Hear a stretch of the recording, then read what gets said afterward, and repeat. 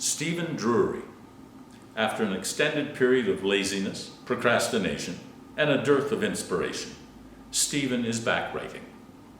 He has a new project that, with the encouragement of his friends at the Baysville Writers Circle, he hopes will be completed before next year's Tall Pine Tales. Stephen is reading the opening chapter of a story he is writing for one of his nephews. Stephen's late sister, Angela, had a child at the age of 16 and was compelled to give up that baby for adoption by their mother, whose better nature was distorted by the harsh and hypocritical morals of the 1960s. For many years he wanted to write this story, but was inhibited from doing so by the belief that it was not his to tell. Now, though, he is encouraged by the firm and caring relationship he has with his nephew Stephen to remember and record what, and more importantly, why, things turned out the way they did back then.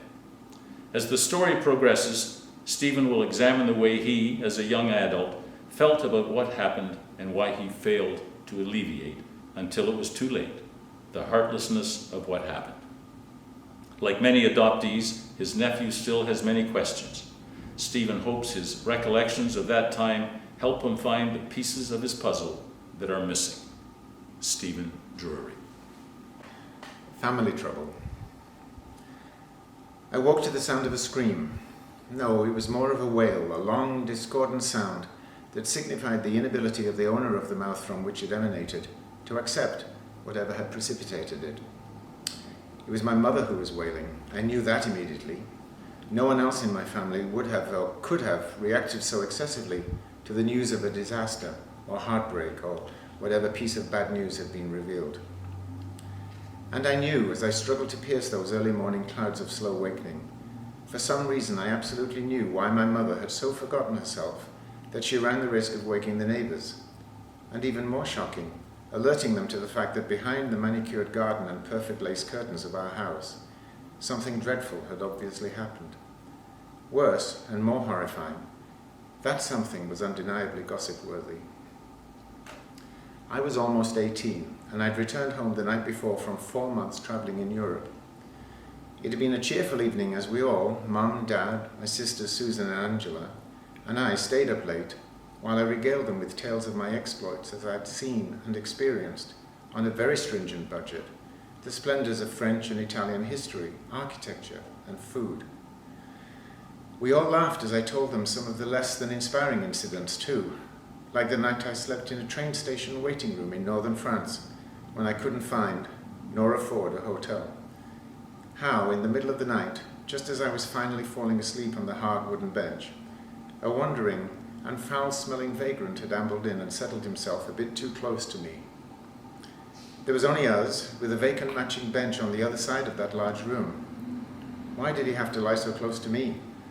I would have said something, but in French? By the time I figured out the correct words, I'd managed to drift off. There was also the story of the nerve-wracking ride with the English couple whose dubious method of overtaking traffic in their right-hand drive Jaguar involved wifey telling hubby when she thought it safe for him to put his foot down and go for it on the two-lane roads of southern France. I was sitting in the back and gripped the edge of the seat tight as she urged him, "No, not yet. Wait. Wait. Okay, pull out now. Go, go, faster." I was happy for the lift, but was sweating in fear all the way to Bologna. Lots of stories that narrated then late at night in the comfort of home were funny after the fact. It had been a joyful return home to my family, enriched by Mum's cooking, and we'd all gone up to bed happy. Mum particularly so because I was home safe after weeks of only intermittent postcards that let her know I was safe. All was well in our household, or so I thought. As I stumbled into my jeans and t-shirt, I thought, someone's died. Who? Granny? The lady across the street? No, neither of their deaths would have elicited the anguish that sat still between gasps came from my mother. Granny lived a few doors down, and Mum saw her almost every day. We would have known if she was seriously ill. And old Mrs. Warburton? Well, we liked her, so her death would have been sad, but not heartbreaking.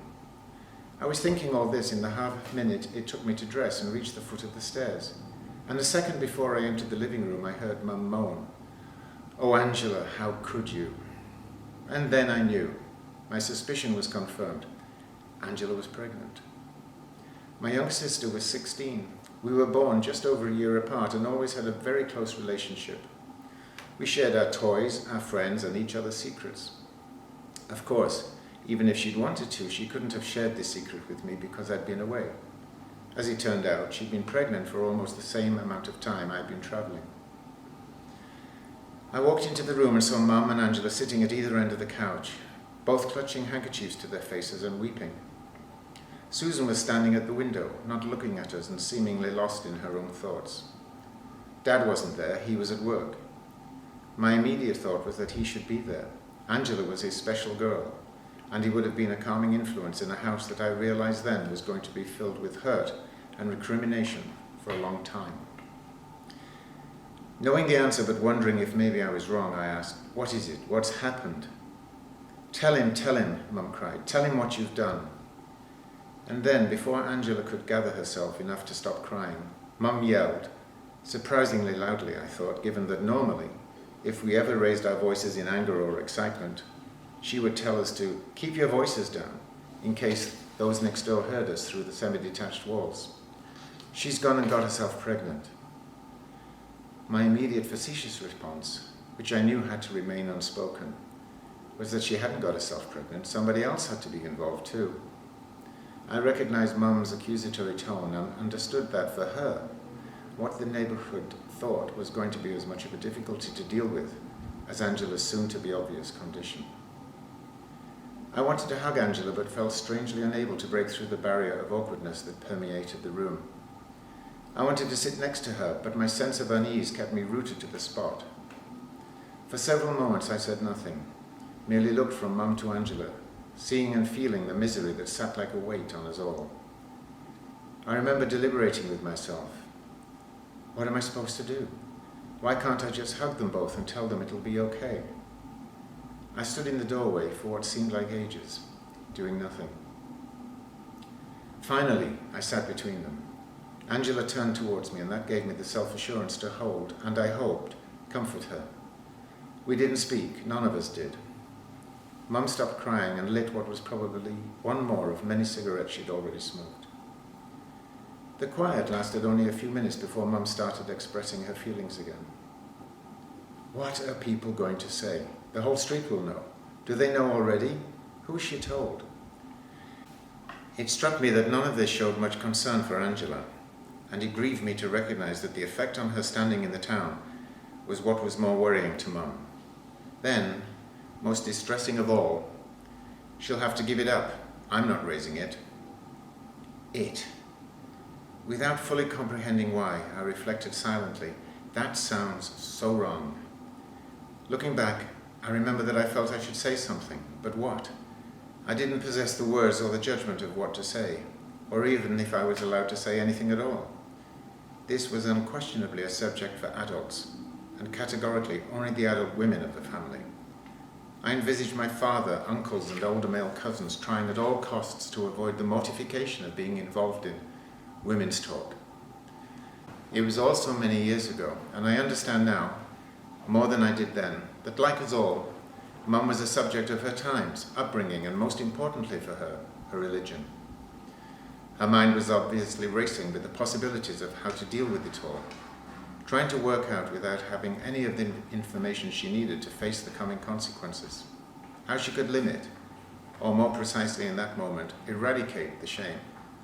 She continued to speak about Angela and the baby in the third person and declared, "She can go to Auntie Doris's in London and get it adopted down there.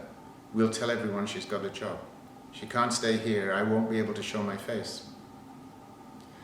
I wanted to shout, "Stop! Let's just be quiet and give ourselves time to think." But once again, whether because of embarrassment or bewilderment, I said nothing. For years, we kids had occasionally heard of, but not quite understood why, or rather how, teenage girls sometimes got into trouble. I had long ago figured out that got into trouble meant that they were going to have a baby, and that it was just about the worst thing that could happen to an unmarried woman. I'd often listened in transfixed silence as my mother's small group of female neighbors, the ones who'd been accepted as friends, those who, in her opinion, weren't common or poor housekeepers, met for regular coffee mornings. Here the women, fathers were never present, chatted at kitchen tables of children, fashion, movies, and other everyday topics that interested them. But it was when there were other subjects that caused lips to purse and voices to lower to a whisper that I really paid attention. That would be, I knew, when updates on the street's latest scandal were discussed. There was a surprising amount of misconduct, both legal and social, going on in those few small streets. Anything that involved the police being called, too loud parties, teenage sons caught speeding on their motorbikes, was worth a few tuts and looks of disdain.